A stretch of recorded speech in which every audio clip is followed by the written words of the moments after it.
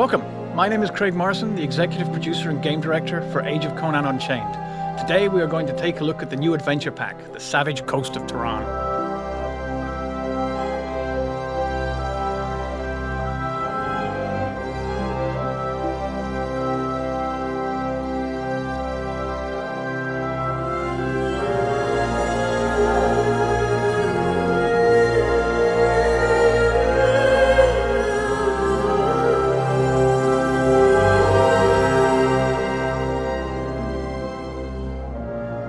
This new adventure pack for Age of Conan will find players exploring the city of Ardashir and its surrounds as they embark on an epic adventure full of political intrigue, backstabbing, ancient evils, scheming priests, pirates, generals, and other disreputable types that call the Turanian coast of the Viliat Sea their home.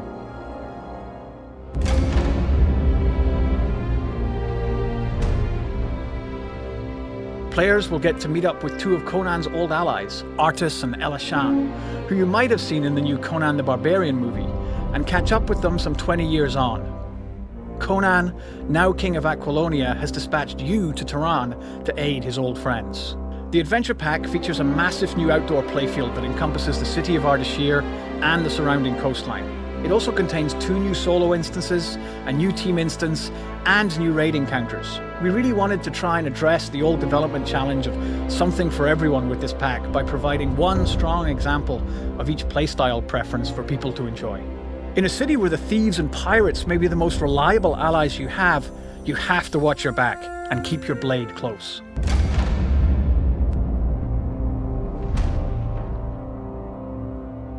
Dead Man's Hand is a huge dynamic instance that scales to your level for players between levels 50 and 80. Players are sent to the island by Conan's old ally, Artus, and ties into part of the greater storyline that players will discover in and around the city of Ardashir. In this case, Artus wants the player's assistance in rooting out a potential traitor within his own ranks. No one ever said that pirates are the trustworthy types. The pirates have made their home on the island despite the presence of indigenous savages who live in the swamps in the center of the island.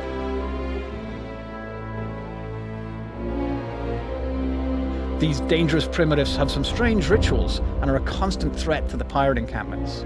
The island has a fantastic visual diversity.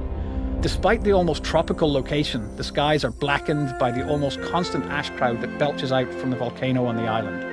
This also means that there are thermal springs that create dangerously hot geysers in the arid rock valley that sits beyond the main pirate encampment.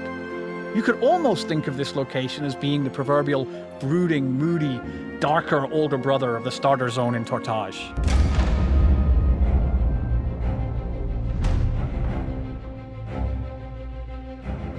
The Isle of the Iron Statues is a location taken directly from one of Robert E. Howard's original Conan tales, Shadows in the Moonlight, and presents us with another fantastic opportunity to try and translate one of the stories into a single-player experience that really allows us to immerse the player into Howard's world, and in this case, allow them to follow in the footsteps of the great barbarian himself. The original tale concerns Conan escaping to a remote island in the Viliat Sea, where he encounters the Red Brotherhood, a strange, skulking creature, and mysterious iron statues. Over 20 years have passed since Conan first faced those dangers on that island, so all is not as it was in his younger days. Long abandoned by any pirate forces, no doubt due to the dangers lurking in the night, the island shows only glimpses of what was once there, and has largely been overrun by the jungle and its wildlife. The ancient evils, however, have not been banished, and will challenge the player just as they did Conan himself.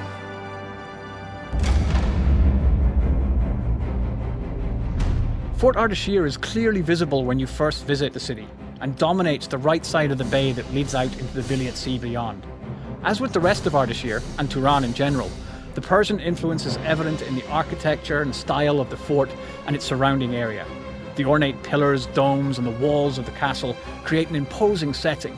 This is clearly a fortress of a powerful military force. Inside, players will find a really compelling and interesting 6-man instance for maximum level players.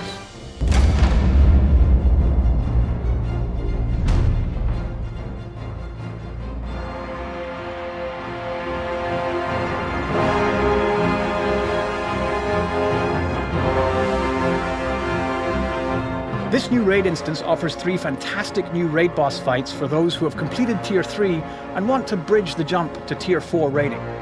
Players will have heard about the mysterious priests of Erlik while adventuring in and around Ardashir, and might have heard the hints of something sinister going on within the halls of the magnificent Temple of Erlik. Players venture into the halls of the temple on a quest to discover what ancient evil the priests have been dealing with in return for their power. It also gave us the opportunity to work in some of Conan's foes from stories past, and the players will discover that they might just recognise the source of the evil when they reveal which dark forces it is that the priests have been bargaining with.